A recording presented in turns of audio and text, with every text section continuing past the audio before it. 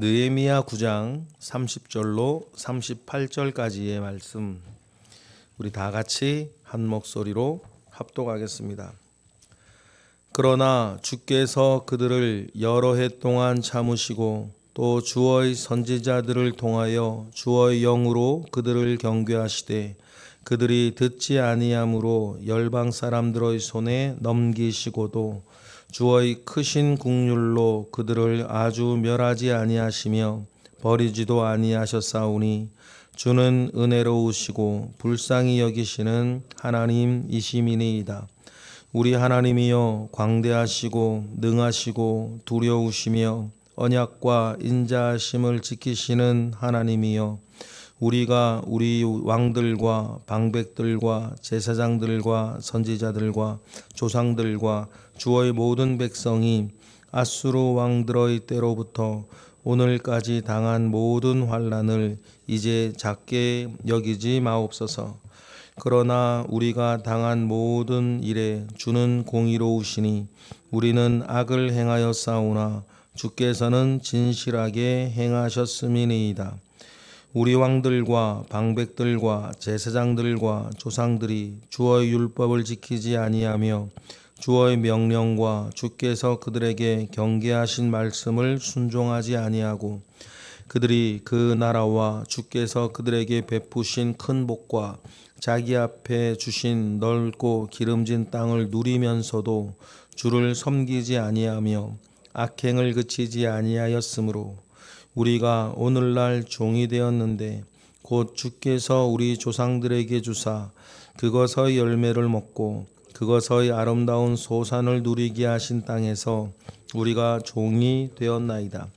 우리의 죄로 말미암아 주께서 우리 위에 세우신 이방 왕들이 이 땅의 많은 소산을 얻고 그들이 우리의 몸과 가축을 임의로 관할하옵사오니 우리의 곤란이 심하오며 우리가 이 모든 일로 말미암아 이제 견고한 언약을 세워 기록하고 우리의 방백들과 레위 사람들과 제사장들이 다 임봉하나이다 하였느니라.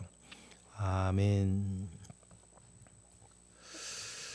언제나 새로운 출발을 하게 하시는 하나님을 찬양합니다. 오늘 본문에 이스라엘이 그러하고 또 우리의 개인사를 돌아보아도 영적으로나 육적으로나 하나님 때를 따라 돕는 은혜 주셔서 언제나 우리로 하여금 새 출발하게 하셨습니다. 어리석음이나 죄악이나 무능함에 빠져 있을 때에 그 모든 것을 역전시키셔서 새 출발하게 하셨고 은혜 가운데에서 또 무엇인가 잘하고 있을 때에도 역시 때를 따라 돕는 은혜 주셔서 더 잘할 수 있고 한 단계 더 성숙하고 온전할 수 있는 은혜 가운데에 새 출발을 하게 하셨습니다. 그러한 은혜가 있기에 오늘 저도 여기에 서 있을 수 있고 여러분들도 이 자리에 계실 수 있는 것입니다. 사람은 늘 정말 갈대같이 흔들리고 연약하지 않겠습니까? 그러나 하나님은 늘 굳건하시게 성실하셔서 그 자리를 지키시고 늘 그 자리에 의로 긍휼로 서 계셨기에 인간은 되돌아올 수 있었습니다. 누군가가 자리를 지키지 아니한다면 되돌아올 수가 없는 것입니다. 여러분, 하나님이 늘 그 자리에 계셨기 때문에 우리는 다시 돌아올 수 있었고 다시 시작할 수 있었다는 큰 원리를 여러분 우리 깨닫기 원합니다. 그리고는 우리가 또 주님 뒤를 쫓아야 하지 않겠습니까?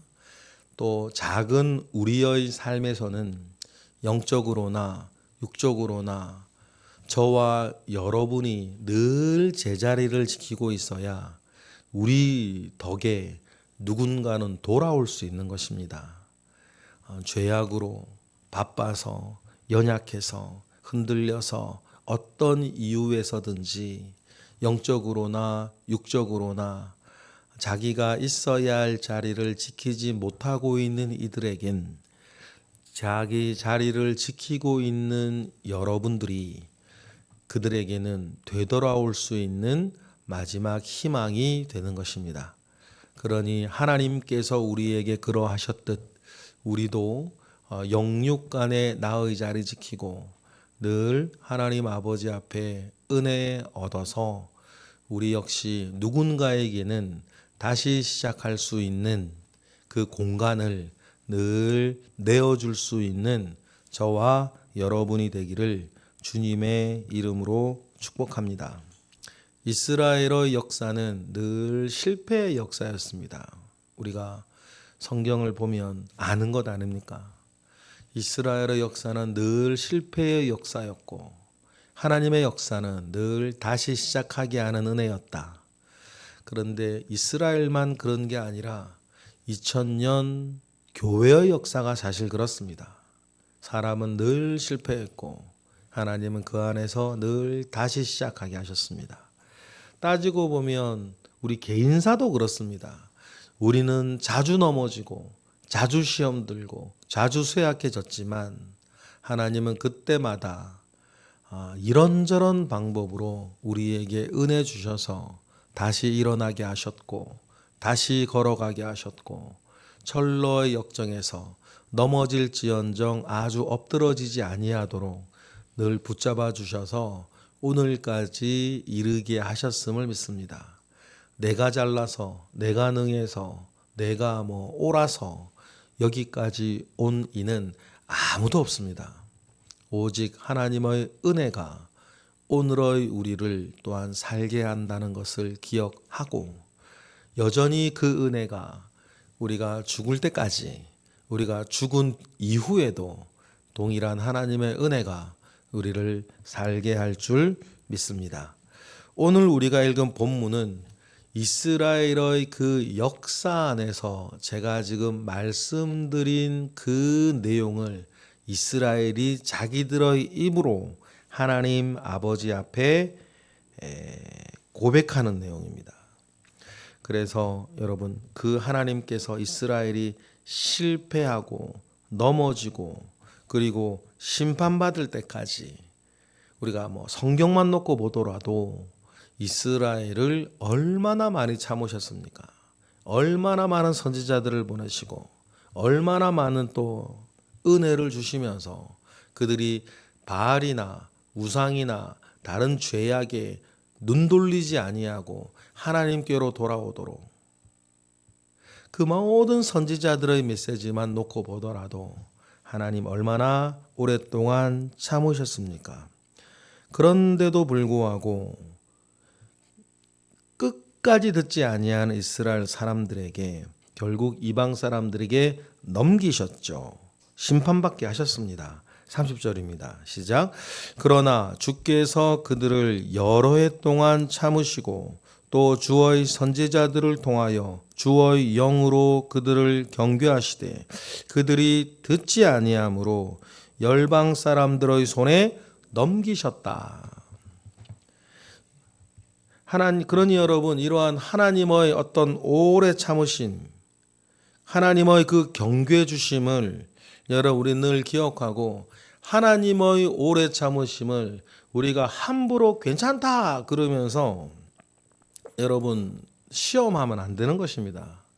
그래서 여러분 우리가 지금의 일상생활을 살아갈 때에도 하나님의 말씀 안에 우리를 자꾸만 묶어두고 내 마음과 생각이 자꾸만 우리의 본성 따라 막 가고자 할 때에 늘 묶어두면서 하나님의 말씀에 의하면 하나님의 뜻에 의하면 하나님 아버지 앞에서 늘 이것이 합당한가를 하나님께서 기뻐하시는 일인가를 하나님께서 뜻하시는 일인가를 늘 여러분 습관적으로 생각하면서 우리는 살아야 할 것입니다.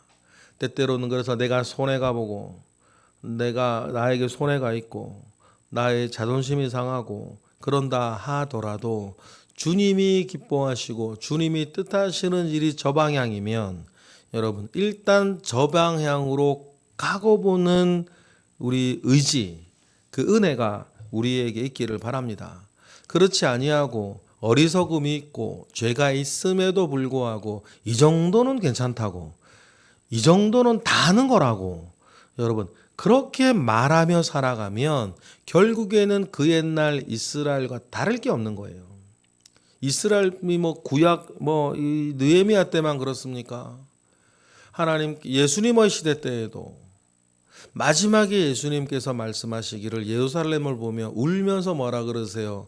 암탉이 자기 새끼를 모으려고 함같이 내가 너희들을 모아 살리려 한 것이 얼마인지, 내가 너희들에게 보여주었던 기적을, 내가 너희들에게 보여주었던 가르침을 두로나 시돈이나 이방 땅에서 행하였더라면 그들은 진작에 회개하고 돌아왔을 것인데, 고라시나 벳세다야 너희들은 피리를 불어도 울지 않고 고구라여도 피리를 불어도 춤추지 않고 고구라여도 울지 않는 자들이라고 예수님이 얼마나 속상해하시고 우셨던 것을 우리는 기억을 합니다. 왜 그랬냐? 괜찮다는 것입니다. 이렇게 살아도 괜찮다, 저렇게 살아도 괜찮다, 이렇게 하면 어떻게 사냐, 세상살이 그렇게 해서는 안 된다. 그래 간단한 그 심성에서 출발하는 거였으니 우리는 함부로 어리석음이나 죄악을 괜찮다 말하지 아니하고 늘 주님의 뜻을 구하고 주님의 말씀의 인도하심을 받고 살아가시는 우리 모두가 되기를 바랍니다. 그래서 넘기셨습니다. 열방 사람의 손에. 그런데도 이들이 고백하는 것은 넘기셨지만 아주 멸하시진 않았다는 거예요. 왜냐하면 멸망시키는 것이, 넘기는 것이 주님의 목적이 아니었기 때문이고, 넘기서라도 그들을 회복시키고자 하는 하나님의 은혜가 있었기 때문이죠. 아주 멸하지 아니하였다는 것의 증거가 뭡니까? 지금 느헤미야 9장에 뻐젓이 예루살렘에 살아있는 유대인들이에요. 그들이 증거죠. 그들의 생존이 증거인 거예요. 31절 그 얘기를 하고 있습니다. 다 같이 시작. 주의 크신 긍휼로 그들을 아주 멸하지 아니하시며 버리지도 아니하셨사오니 주는 은혜로우시고 불쌍히 여기시는 하나님이시니이다. 그렇죠? 그 증거가 자기들인 거예요. 그런데 우리가 잘못한 것도 알고 우리의 죄악에 비해서 하나님께서 심판하셔서 혹독한 겨울을 포로기를 지나고 왔지만 하나님의 위대한 성품에 의지하여서 기도하는 게 또 뭐예요? 그간 우리가 겪어왔던 그 고난과 슬픔과 포로 생활 등등의 모든 것들을 주님 작게 여기지 말아 달라는 간구인 거예요. 32절 보실까요? 시작. 우리 하나님이여 광대하시고 능하시고 두려우시며 언약과 인자하심을 지키시는 하나님이여 우리와 우리 왕들과 방백들과 제사장들과 선지자들과 조상들과 주의 모든 백성이 아수르 왕들의 때로부터 오늘까지 당한 모든 환난을 이제 작게 여기지 마옵소서. 북이스라엘이 멸망을 하던 주전 722년부터 남유다가 멸망하던 주전 586년, 그리고 70년이 지나 돌아오고 140년이 지나 겨우 회복하는 그 인고의 세월 가운데에 우리가 당한 모든 환난을 주님 작게 여기지 말아달라고 그만큼 힘들었던 거죠. 그런데 여러분, 이건 억울하다는 얘기가 아니에요. 그렇게 당해서 억울하다는 게 아니라 우리가 무엇을 잘못했는지 잘 알고 있으니 우리를 불쌍히 여겨달라는 것입니다. 여러분, 이런 마음으로 하나님 아버지 앞에 나아가는 일을 하나님은 결코 외면하는 분이 아니시라는 것을 명심하셨으면 좋겠어요. 상하고 통회하는 심령을 주님은 결코 외면하지 아니하신다는 사실들을 꼭 기억하시고 이런 심령 가지고 나아가는 사람들에 대해서 주님 이렇게 말씀하시는 거 아닙니까? 나는 은혜 베풀 만한 자에게 은혜를 베풀고 나는 긍휼히 여길 만한 자를 긍휼히 여기느니라. 그러면 누구겠냐는 것입니까? 누가 은혜 받을 만한 자고 누가 긍휼히 여김을 받을 만한 자인가? 하나님으로부터. 우리가 읽은 30절, 31절, 32절의 마음으로 진실되게 주님께 나아가는 사람입니다. 억울하다는 얘기가 아닌 게 분명한 건 앞에서도 나오지만 33, 34, 35절을 36절을 보면 계속 반복이에요. 그걸 좀 자세하게 얘기하는 거예요. 주는 진실이 행하고 있었음에도 불구하고 우리는 계속해서 악을 행하였고 33절 34절 주님이 그 말씀을 주시고 선지자들을 보내서 경책하셨음에도 불구하고 하나님 말씀에 계속 순종하지 아니하였고 34절이고 35절 하나님께서 그 모든 것 가운데에서도 은혜를 주시고 땅을 주시고 복을 주시고 애굽에서 노예로 벽돌 굽던 사람들 아이가 태어나면 남자아이가 태어나면 애굽 사람들이 와서 잡아 죽여도 찍소리도 못하고 있던 비참한 노예로 있던 이들을 구원하셔서 그들에게 상상하지도 못할 은혜와 축복을 가나안 땅에 누리게 하시고 그렇게 했음에도 불구하고 머리를 그치지 아니하였다. 이스라엘은 배은망덕하게도 악행을 그치지 아니하였다. 35절. 그래서 오늘날 우리가 종이 되었는데 36절. 정말 주님이 주신 약속의 땅, 주님이 주신 아름다운 땅에서 우리가 망하여 종이 되었 것이니 쉬운 말로 뭐다? 우리는 그렇게 돼도 싸다. 싼 존재라요. 싸다는 것이에요. 그런데 여러분, 이게 다 모세가 신명기에서 경고했던 거 아닙니까? 여호수아가 죽을 때 경고했던 거예요. 너희들이 이 땅에서 하나님 아버지 앞에 올바르지 못하고 죄를 짓고 우상을 섬기고 공의를 무너뜨리면 하나님이 너희들에게 주신 아름다운 땅에서 너희들이 속히 멸망을 당할 것이라는 게 누구 말이야? 여호수아가 유언이었어요. 모세의 유언이 그거였단 말이에요. 그런데 그러한 유언이 그들에게 뻐젓이 있음을 알고도 괜찮다고. 심지어는 예레미야 때는 이걸 화인 맞은 양심이라 그러지. 그 자기들이 하는 짓은 모르면서 하나님께서 다윗에게 약속하신 것처럼 이 나라의 위가 영원하다 하셨다. 하나님이 주신 은혜 때문에 오늘 자기들의 삶을 회개치 아니하고 하나님은 이 나라가 영원하다 하셨다. 그러면서 그 은혜 속에서 뭐 하지 않는 거예요? 회개하지 않는 거예요. 여러분, 우리가 이것 조심해야 돼요.